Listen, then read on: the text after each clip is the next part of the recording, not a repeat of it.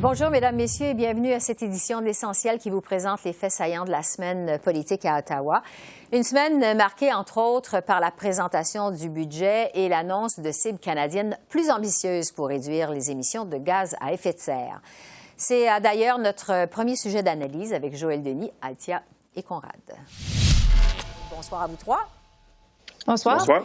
Donc, le Canada a de nouvelles cibles de réduction des gaz à effet de serre de 40 à 45 %. C'est moins que la cible des États-Unis, qui est à 50 % Joël Denis, d'abord, est-ce que c'est assez ambitieux? Bien, c'est plus ambitieux que ça l'était dans le passé. Je vous dirais, pas plus tard que lorsqu'on a présenté le budget, on disait qu'on avait des cibles de 36 %. Ça passe maintenant de 40 à 45 %. Ça veut dire qu'il va falloir faire des efforts supplémentaires, des investissements supplémentaires pour arriver à atteindre cette cible-là. Et la cible de 40 à 45 % est établie de façon étonnante. C'est que pour assister au sommet virtuel des leaders sur le climat, il fallait que les leaders des pays qui souhaitaient assister au sommet démontrent qu'ils s'engageaient à réduire les émissions de gaz à effet de serre d'au moins 40 %. Donc, c'était le carton d'invitation, si vous voulez. Et donc, sans cela, le premier ministre Justin Trudeau n'aurait pas pu participer à ce sommet. Donc, c'était impensable que le Canada ne soit pas aux côtés de Joe Biden alors que les États-Unis réintègrent la lutte contre les changements climatiques de façon sérieuse. Donc, c'est pour cette raison qu'on a fixé de 40 à 45 %. Mais ça va nécessiter des investissements supplémentaires parce que je ne crois pas que le plan actuel soit suffisant pour arriver à atteindre ces cibles. Althia? Bien, ça dépend de qu'est-ce que vous voulez dire par suffisant. Parce que les experts nous disent qu'en fait, pour atteindre les objectifs qu'on devrait atteindre, pour réduire la température de la planète, on devrait viser une réduction de 60 % des taux qu'on avait en 2005. On ne peut pas vraiment se rendre là sans des changements fondamentaux, pas juste au Canada, mais partout, franchement. Alors, la cible qu'on a présentée aujourd'hui, je suis d'accord avec Joël Denis, c'est une belle cible, c'est une cible ambitieuse, c'est quand même une cible avec 5 degrés de variation, mais il n'y a pas de détails pour se rendre là. Le gouvernement aime dire qu'on est sur le chemin de se rendre aux ambitions qu'on avait établies en 2015 avec Paris, mais on est quand même le pire, si on veut, polluant du G7. On est loin d'être là. On est peut-être sur le chemin, mais on n'est pas encore là. Puis là, on vient d'augmenter nos ambitions de 10 à 15 %. Oui. Conrad, qu'est-ce que vous en pensez de ces nouvelles cibles? Mais je pense que les environnementalistes auraient voulu voir 60 %, mais si le gouvernement avait proposé 60 % de réduction, ça n'aurait pas été crédible. Parce que même à 30 % il n'y avait pas de plan en place pour réaliser ces objectifs-là. Et la seule façon, mais il n'y a pas mille moyens de le faire. La seule façon de le faire, c'est de réduire sensiblement les émissions qui proviennent des sables bitumineux en Alberta. Il faut que l'expansion soit vraiment réduite à zéro, que ça n'y a plus de capacité supplémentaire de production de pétrole en Alberta. Et l'autre façon, c'est la transition énergétique vers les véhicules électriques. On voit avec les deux propositions, là, c'est beaucoup plus difficile que ça paraît et que même à 40-45 % de réduction de gaz à effet de serre, le gouvernement doit présenter un plan pour que ça soit crédible et ça va être beaucoup critiqué parce que jusqu'ici, elle n'a pas produit un plan crédible. Oui, et ça a déjà été beaucoup critiqué d'ailleurs aujourd'hui. Je veux qu'on revienne sur la pandémie parce qu'en Ontario, vraiment, ça va de mal en pis. En fait, surprise, je dirais, on a vu un Doug Ford au bord des larmes aujourd'hui qui a présenté ses excuses aux Ontariens. On va regarder brièvement un extrait de cette conférence de presse et je vous reviens par la suite. People telling me their stories, the stories that could make you cry, families that haven't been able to hold hand. Hold on, folks. I apologize.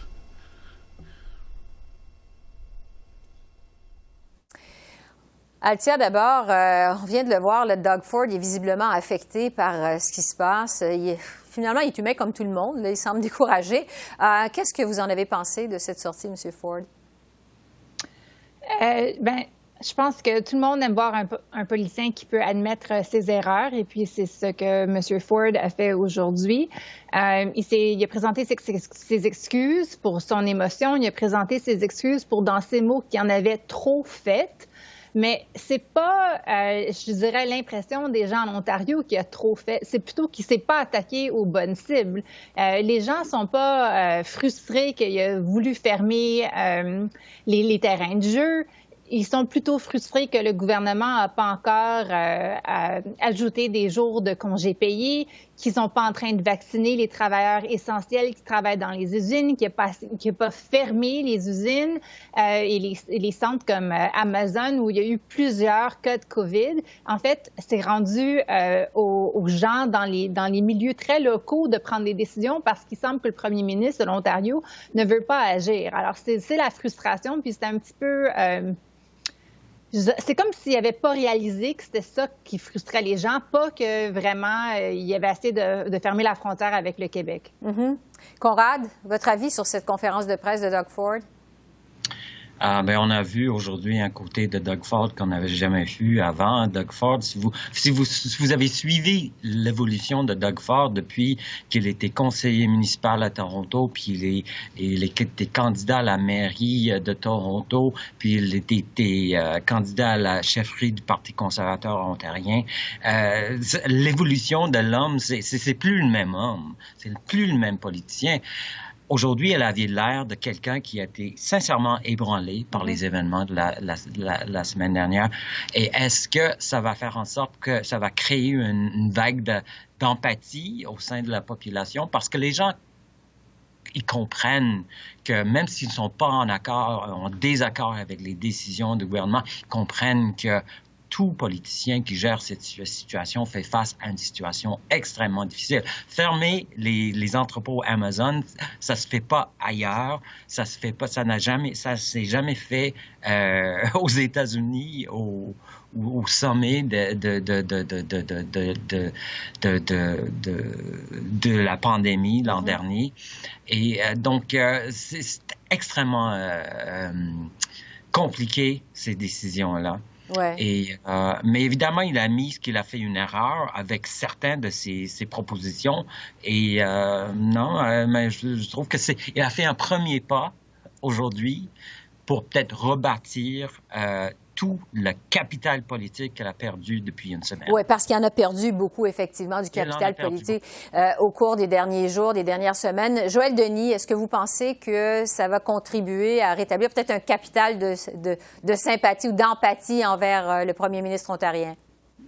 C'était un mea culpa qui était nécessaire de sa part parce qu'il s'en allait droit dans le mur au cours des prochains mois. Reste à voir si sera suffisant pour calmer la grogne qui sévit en Ontario depuis une semaine. On a vu qu'il a perdu une dizaine de points pour ce qui est des appuis populaires en tant que premier ministre. C'est quand même énorme en l'espace d'une semaine et que c'est une véritable... il y avait une chute importante de ses appuis. Est-ce que cette sortie aujourd'hui sera suffisante pour stopper le tout? Ça reste à voir. Maintenant, ce qui est important de savoir, c'est que il y a en Ontario une division extrême entre les députés qui représentent des régions rurales conservateurs et des députés qui représentent des régions plus urbaines à Toronto. On n'a pas on fait pas face aux mêmes défis pour ce qui est de la pandémie. Et pour le moment, ce sont les députés des régions rurales qui avaient eu le dessus et qui avaient mené à un relâchement des restrictions et qui a mené au cafouillage ensuite du premier ministre lorsque la situation s'est aggravée. Donc, il y a un terrible, comment dirais-je, mea culpa à faire. Ça a été fait. Est-ce que ce sera suffisant? Le temps va nous le dire. Oui, effectivement, c'est le temps qui va nous le dire. Je veux vous entendre. J'avais hâte de vous retrouver pour vous entendre sur le budget qui a été présenté lundi par la première femme ministre des Finances au Canada, Chrystia Freeland. 101 milliards en investissement de toutes sortes. Plusieurs ont parlé d'un budget électoraliste. Conrad, qu'est-ce que vous en avez pensé? Mais elle a été fidèle à elle-même. Elle s'était engagée avant le budget de faire ce qu'elle vient de faire et qu'elle n'a pas Elle n'a pas été ébranlée par toutes les critiques qui s'enfilaient depuis 2 semaines. Des gens très crédibles comme Yves Giroux de l'Office parlementaire du budget qui disait que mais on n'a pas besoin de 100 milliards de plus en dépenses pour la relance économique parce qu'on fait face dans l'après-pandémie immédiat, on fait face à une surchauffe de l'économie. Ça va être le vrai problème, ça va être de gérer la croissance parce que la demande va augmenter plus forte que l'offre à court terme. Mais c'est sûr que c'est un budget électoraliste, 30 milliards sur 5 ans pour les garderies, mais seulement 2 milliards cette année et évidemment des négociations à venir avec les provinces. Est-ce que, on est loin de la coupe aux lèvres et est-ce que ça va en fin de compte échouer une autre fois parce qu'on sait que ça fait combien de fois qu'on essaie de lancer cette idée au niveau national. Donc, mais il n'y avait rien de surprenant dans ce budget. On s'attendait à un budget qui continue dans la même veine depuis que le gouvernement a adopté depuis un an. Et on s'en va on continue comme ça après les prochaines élections. Ouais. Et c'est après les prochaines élections que les vraies décisions doivent être prises. Oui. Althia, quand même, il y a eu cet investissement dont parlait Conrad il y a un instant, 30 milliards de dollars pour créer un réseau de garderies nationales. On a parlé d'une annonce historique. Qu'est-ce que vous en avez pensé? Moi, j'étais surprise que Mme Freeland, elle indique dans le budget, elle indique dans son discours qu'elle met sa réputation sur la ligne. En fait, qu'elle nous promet personnellement, comme la première femme ministre des Finances, comme une mère qui travaille, oui, les libéraux, ils ont failli pendant des décennies, mais que ça va être elle qui va rendre le programme une réalité. Ça m'a surpris. J'ai de la misère à voir comment elle va le faire si elle s'attend que le gouvernement libéral dure un autre 2 ans, parce que c'est facile de voir que peut-être le premier ministre Horgan aimerait se joindre à cette initiative, mais difficile de voir si M. Kenney aimerait se joindre à cette initiative-là. C'est un budget, comme Conrad l'a dit, électoraliste. Il vole beaucoup d'idées aux autres partis, une ligne à 3 chiffres comme une crise de gens qui sont dans une situation où ils pensent se suicider. C'est une idée du Parti conservateur. Le 15 $ par heure, le salaire minimum pour les employés au fédéral dans les entreprises qui sont gérées par le gouvernement fédéral.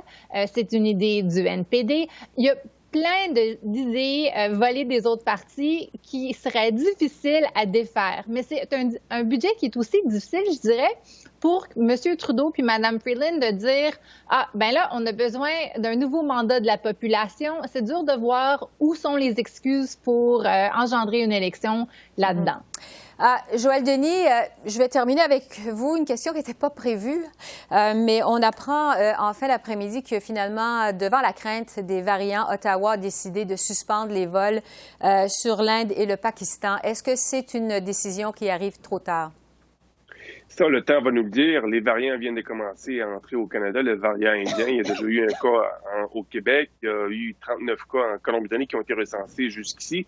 Mais il y avait beaucoup de pression déjà qui était exercée par les partis d'opposition et 4 provinces, au moins le Québec, l'Ontario, l'Alberta et la Colombie-Britannique. Donc, les pressions étaient fortes pour que le gouvernement agisse. Et rappelons-nous, Esther, que le gouvernement avait aussi suspendu des vols en provenance de la Grande-Bretagne, du Royaume-Uni, quand on a découvert le variant britannique. Parce qu'il faut le dire, les variants sont déjà arrivés au pays. Joël Denis, Althia et Conrad, merci beaucoup à vous 3. On se retrouve la semaine prochaine. Merci. Merci. Merci à vous. Au revoir. Au revoir. Les leaders de la communauté noire au Canada ont réagi avec soulagement au verdict de culpabilité contre le policier Derek Chauvin aux États-Unis. J'en ai discuté avec Martine Saint-Victor, qui est membre fondatrice du Black Opportunity Fund, et Fabrice Ville, qui est entrepreneur social. Bonjour à vous deux. Bonjour. Bonjour. Je vais vous demander d'abord quelle a été votre réaction à vous aussi au moment du verdict de culpabilité du policier Chauvin mardi après-midi aux États-Unis. Martine, d'abord.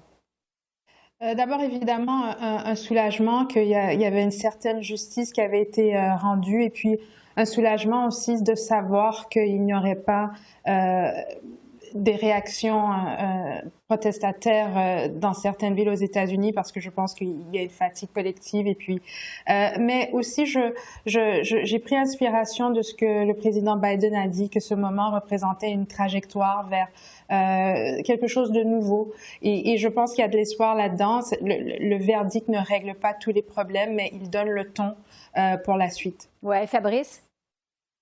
Oui, alors je partage le mot soulagement. Soulagement en voyant d'abord la famille de George Floyd. Quand elle a entendu le verdict, j'ai vu la vidéo qui les montrait, en fait, pas en direct, mais un peu après le prononcé du verdict. Deuxièmement, un soulagement pour moi en tant que membre des communautés noires, en pensant aux enjeux, les enjeux liés au racisme, comment en fait ils peuvent affecter des personnes. Et moi, je me suis senti soulagé. Et un soulagement par rapport à toutes les personnes qui souhaitent plus de justice dans une société. Cela dit, je dirais que par rapport au mot justice en tant que tel, j'ai observé chez moi une certaine résistance, parce que pour moi, la justice aurait été rendue si George Floyd avait été vivant. Je pense qu'on a un policier qui a été tenu imputable de ses actions, mais je résiste un petit peu à l'idée que justice est nécessairement rendue. On a justice rendue dans un cas spécifique d'un individu qui a commis un acte avec une preuve complètement accablante. Mais en parallèle de ça, les inégalités raciales se poursuivent. Hier, il y a une jeune femme du nom de Ma'Khia Bryan, de 15 ans aux États-Unis, une jeune adolescente noire, qui a été tuée par la police à Columbus, en Ohio, le même jour que le prononcé du jugement. C'est un exemple parmi tant d'autres de la prudence que j'exerce, je crois, quant au potentiel de changement, en fait, dans ce contexte comme celui-ci. Évidemment, la vidéo de la mort de George Floyd a choqué le monde entier. Ça fait le tour du monde. Au Canada, quand on regarde ça, quand on regarde ce qui se passe aux États-Unis, plusieurs estiment, mais on entend ça souvent, que la situation est moins pire au Canada, qu'on est mieux au Canada. Martine, je voudrais vous entendre là-dessus. Qu'est-ce que vous en pensez, vous? Jusqu'à quel point la relation entre les policiers et les membres de la communauté noire est meilleure au Canada qu'elle l'est aux États-Unis? Je ne suis pas du tout prête à dire ça, et je pense que si ce cas dans lequel nous sommes investis depuis 11 mois a une telle résonance à l'international, c'est parce que différentes communautés se retrouvent dans ce qui s'est passé, se sont retrouvées dans ce combat qui porte le nom de George Floyd, mais qui aurait pu porter le nom d'une autre victime. Et cette résonance existe justement parce que ces inégalités entre les rapports de force existent partout, incluant au Canada. Je pense que si tout était si rose ici, on n'aurait pas été si touché par ce qui s'est passé aux États-Unis.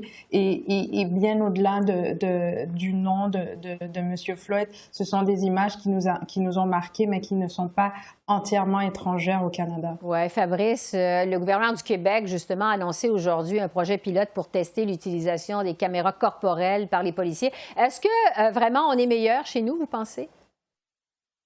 En fait, je dirais que le questionnement par rapport à la comparaison entre les États-Unis et le Canada, justement, c'est une comparaison qui, selon moi, nous mène nulle part. J'abonde dans le même sens que Martine à ce sujet-là. L'important, selon moi, c'est vraiment de se concentrer sur faire en sorte que les cas de brutalité policière, des cas de tuerie, en fait, par les policiers, des cas de racisme. En fait, le racisme systémique en général, en fait, n'a plus sa place dans une société. Et sur ce sujet-là, le Canada, en fait, ne fait pas nécessairement belle figure. Depuis le décès de George Floyd, il y a eu une femme à Toronto, en fait, qui a été tuée par la police, une femme noire et autochtone, du nom de Régis Orchiski-Paquet. Cet automne à Montréal, à NDG. On a eu Sheffield Matthews également qui a été tué. Donc, des cas comme ceux-là, ils existent. Et la question, c'est de savoir pourquoi se comparer, en fait, avec les moins bons élèves? Pourquoi ne pas viser l'excellence? Moi, c'est probablement ça que je proposerais plutôt. Et donc, de se dire qu'on est moins pire qu'aux États-Unis, que ce soit vrai ou faux, je crois que c'est une question qui, à mon sens, futile, en fait. C'est de se demander comment, comme société, on fait pour que des cas comme celui-là n'arrivent plus jamais. Oui, c'est ça. La réaction de Justin Trudeau, bon, là-dessus, il dit que juste ce procès-là, ça démontre combien il reste encore à faire pour lutter contre le racisme systémique au Canada. Ça m'amène à vous parler du budget fédéral qui a été déposé lundi aux communes. Ottawa qui a annoncé 51,7 millions de dollars supplémentaires sur 4 ans à compter de l'an prochain. Et c'est entre autres pour le programme pour ce qu'on appelle l'entrepreneuriat des communautés noires au pays. Martine, là-dessus, parce que vous êtes justement membre fondatrice du Black Opportunity Fund, qui encourage l'entrepreneuriat au sein des communautés noires au pays. Qu'est-ce que vous pensez de ces investissements-là dans le budget de lundi? Vous savez, le budget prévoit 200 millions pour un fonds de dotation et j'applaudis ce chiffre parce que ça veut dire qu'il y a une certaine écoute du gouvernement. C'est-à-dire que le gouvernement a écouté différents leaders des communautés noires qui soulignait justement qu'il y avait un manque à gagner. Donc, c'est un début. Pour moi, c'est un bon début. Vous savez, ce qui est important, c'est de pouvoir donner les outils pour que les entrepreneurs aient le même accès. Il n'y a aucun entrepreneur de communauté noire qui veut ou de la charité ou qui veut un traitement de faveur. Ce qu'on veut, c'est pouvoir commencer à la même ligne de départ. Et je pense que ce genre d'accompagnement va aider. Et si je peux donner l'exemple des startups, par exemple, à Silicon Valley, parce que Silicon Valley est un peu la ville prototypique, si on veut, des startups. Et au Canada, on est très sensible aux startups. Vous savez, c'est moins de 1% des investissements des startups qui vont à des startups qui sont dirigées par des entrepreneurs noirs. Et par comparaison, c'est 2,8% des femmes. Donc, je parle de Silicon Valley, mais les chiffres ne sont pas bien plus reluisants au Canada. Et avec ce genre de fonds de dotation, on peut équiper mieux les entrepreneurs, c'est-à-dire accès au crédit, accès au financement. Et ça, c'est important. Donc, j'applaudis ça. Il y a encore du chemin à faire, mais je pense qu'on est absolument dans la bonne direction. Fabrice, vous êtes vous-même entrepreneur social. Qu'est-ce que vous en pensez de ces investissements dans le budget de lundi à Ottawa? C'est sûr que je suis en accord avec ces investissements-là, parce que quand on parle de lutte contre le racisme, il y a aussi la question de savoir qu'est-ce qu'on fait pour que les communautés puissent se construire, en fait. Et donc, pas uniquement de lutter contre les problématiques ou de réagir aux problématiques, mais dans une logique de construction. Pour moi, ce soutien-là financier m'apparaît important. Maintenant, ce que je nommerais par ailleurs, pour être moi-même entrepreneur, je sais qu'à certains égards, les critères peuvent être très restreints, en fait, par rapport à des entrepreneurs qui sont des entrepreneurs noirs, mais de par les critères, sont disqualifiés parce qu'ils ne sont pas jugés comme étant des entrepreneurs noirs au sens, en fait, de ces programmes-là. Donc, il y a plus de conversations par rapport à qui devrait être admis pour ces programmes-là m'apparaît important. Et je conclurai en disant à ce sujet-là aussi que l'aspect financier n'est pas tout, en fait. Donc, le racisme systémique implique toutes les sphères de la société. Donc, l'aspect économique, oui, il est important, mais il ne faudrait pas ignorer, en fait, que ça touche les aspects culturels, les aspects sociaux, les aspects de justice, bien entendu, par exemple. Oui, et c'est tellement important. Vous avez raison, Fabrice Ville et Martine Saint-Victor. Merci beaucoup à tous les deux. Merci. Au revoir. Merci. Au revoir. Et enfin, on revient sur cette promesse cette semaine du Canada relativement à ses cibles plus ambitieuses pour réduire les émissions de gaz à effet de serre. J'ai reçu en entrevue à ce sujet le ministre Stephen Guilbeault. Bonjour, Monsieur le ministre. Bonjour. Votre nouvelle cible de 40 à 45 % elle a été beaucoup critiquée aujourd'hui par le Parti vert notamment et aussi différents groupes environnementaux, dont Équiterre, que vous avez, dans une vie précédente, vous-même contribué à fonder. On dit, et on cite des études là, à l'appui, que le Canada pourrait s'engager jusqu'à 60 % dans la réduction de ses cibles pour réduire les émissions de gaz à effet de serre. Pourquoi pas une cible donc plus ambitieuse pour le Canada si la science nous dit qu'on peut le faire? C'est-à-dire que je pense que la cible que nous avons présentée, elle est à la fois ambitieuse et réaliste. D'ailleurs, l'envoyé spécial au changement climatique pour le président américain, John Kerry, a dit qu'il était fier de ce que le Canada avait présenté aujourd'hui dans le cadre du sommet du président Biden sur les changements climatiques. L'étude à laquelle, parce qu'on parle vraiment d'une étude qui est parue hier, à laquelle vous faites référence, dit effectivement qu'on pourrait aller jusqu'à 60 %, mais à quel coût? Qu'on le veuille ou non, qu'on aime ça ou non, le Canada demeure un pays producteur de pétrole. Il y a des centaines de milliers d'emplois qui dépendent de ce secteur-là. Il y a des communautés, des villes, des villages, des régions qui dépendent de ça. Et notre engagement sur la transition a toujours été d'en faire une transition juste. Alors, on ne peut pas fermer simplement des pans complets de la société, de l'économie canadienne pour réduire nos émissions de gaz à effet de serre. Il faut être agressif, il faut être ambitieux, mais il faut le faire en s'assurant que tout le monde est à bord, tout le monde est dans le même bateau et on travaille tout le monde ensemble. Alors, cette transition-là, elle est importante, elle doit se faire et elle est en train de s'opérer. Mais est-ce qu'on peut éliminer au cours des 9 prochaines années tout le pétrole du portefeuille énergétique canadien. Juste au Québec, on consomme à chaque jour 360 000 barils de pétrole.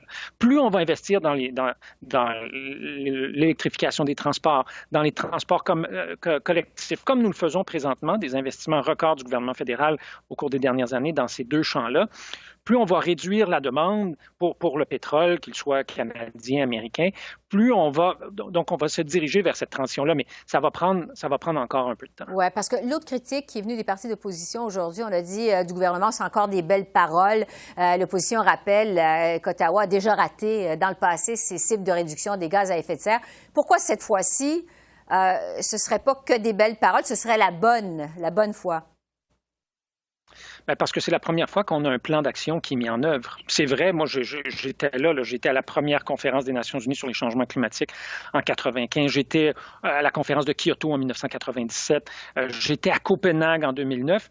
Et à chaque fois, le Canada a des cibles, mais il n'avait pas de plan. Or là, nous avons un plan, nous avons eu une première version du plan en 2016. Nous avons fait une mise à jour avec un plan encore plus ambitieux en décembre dernier. Et là, dans le budget, encore des mesures. Je vous donne quelques exemples concrets. En matière de tarification du carbone, le Canada a déjà dépassé le Québec, la Colombie-Britannique, mais même la Californie et l'Union européenne qui ont mis en place ces systèmes-là il y a une décennie et demie. Notre système de tarification du carbone est l'un des plus ambitieux au monde, pas en 2030, là, aujourd'hui. Je parlais d'investissements records dans le transport collectif, dans l'électrification des transports. Nous avons mis en place de nouvelles mesures en matière pour limiter la pollution du méthane, un gaz à effet de serre très puissant. Et ce que montre l'inventaire des émissions de gaz à effet de serre qui a été présenté par le ministre Wilkinson la semaine dernière, c'est que oui, nos émissions d'émissions de gaz à effet de serre ont augmenté entre 2018 et 2019, mais n'eût été du plan, elles auraient augmenté de 34 millions de tonnes de plus. Alors, on commence à infléchir la courbe. Et ce que le ministre Wilkinson a dit la semaine dernière, c'est que 2019 est la dernière année où les émissions vont augmenter au Canada. Si on maintient évidemment le plan que nous avons mis en place, si un nouveau gouvernement arrive puis jette tout ça à la poubelle, bien là, évidemment, c'est une autre histoire. Mais si on continue d'aller de l'avant avec notre plan et nos mesures, le Canada atteindra ces cibles qui sont ambitieuses, mais qui sont nécessaires. Oui. Le Bloc québécois, d'autres organismes environnementaux aussi, comme Équiterre, encore une fois, vous ont reproché aujourd'hui de ne pas cesser vos subventions à l'industrie pétrolière. Pourquoi votre gouvernement ne l'a pas fait? On se rappelle que, évidemment, M. Trudeau le gouvernement a acheté un pipeline dans l'Ouest. Pourquoi ne pas l'avoir annoncé aussi aujourd'hui, ne pas l'avoir fait? J'accepte cette critique-là, certainement des groupes écologistes. Du Bloc québécois, un peu moins. On se rappellera que Yves-François Blanchet, alors qu'il était ministre de l'Environnement, a permis qu'on aille forer pour du pétrole sur l'île d'Anticosti, un joyau en plein milieu du fleuve Saint-Laurent, dont il semble que M.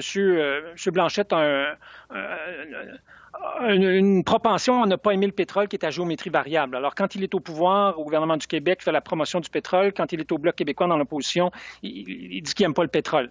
Mais cette critique-là, elle est légitime. On doit faire plus en matière de réduction et d'élimination des subventions aux combustibles fossiles. Le gouvernement doit continuer de travailler là-dessus. C'est une critique que j'accepte. On doit faire mieux à ce niveau-là. Pour revenir sur les nouvelles cibles, donc entre 40 et 45 est-ce qu'on peut parler d'une victoire pour le Canada aujourd'hui? Honnêtement, je pense qu'il n'y a personne qui a crié victoire aujourd'hui parce que la lutte et la bataille contre les changements climatiques est loin d'être gagnée. Cela étant, on salue le retour à la table de négociation des États-Unis d'Amérique, qui est historiquement l'un des plus grands émetteurs de gaz à effet de serre. Et on voit de toute évidence que le président Biden a décidé de faire de cette question-là l'une des priorités de son administration.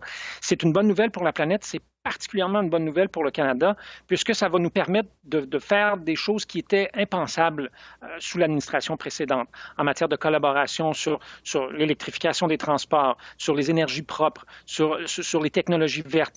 Donc, on va pouvoir aller plus loin. C'est ce qui nous permet, c'est l'une des choses d'ailleurs qui nous permet de présenter une cible plus ambitieuse aujourd'hui, c'est que ce partenariat-là avec les États-Unis d'Amérique va permettre au Canada et aux États-Unis d'aller encore plus loin, plus vite en matière de lutte au changement climatique. Monsieur le ministre Guilbeault, merci beaucoup. Merci. Merci à vous, Esther. Au revoir. Au revoir. Alors voilà, ça complète notre vue de la semaine politique à Ottawa. Esther Bégin qui vous remercie d'être à l'antenne de CEPAC, la chaîne d'affaires publiques par câble. Je vous souhaite un excellent week-end. Continuez à prendre soin de vous et je vous dis à lundi. Au revoir.